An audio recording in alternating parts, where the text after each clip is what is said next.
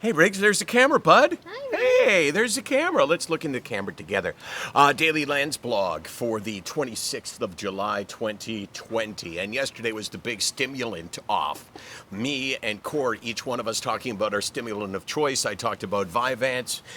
Corey talked about Ritalin. And I thought it was important for me today on the Landsblog to talk about medication in general, because when I was looking at reactions to yesterday's Landsblog, I thought, wow, I'm taking a lot of pills. I take Vyvanse, I take Wellbutrin, I take Cipralex, I take, what else do I take, Case?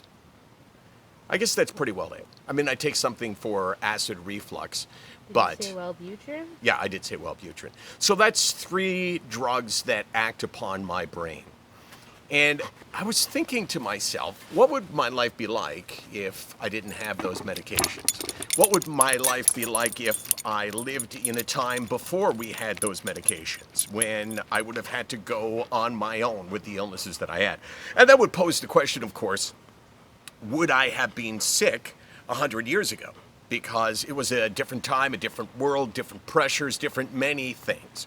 So I don't know if I would have suffered from the same anxiety or the same depression, but I can tell you that with pretty much certainty that here we are in 2020, that if I did not have medication to turn to, that I'm not going to say that I wouldn't be here, but I can tell you that I would have probably lived a life of misery, and that every day would be the same pattern. Wake up in the morning and think the only thing I want to do is get back in bed. And for that, I'm really thankful that we have meds. And I also think that maybe the most important point I've ever made about medication is that you need to love what you hate the least.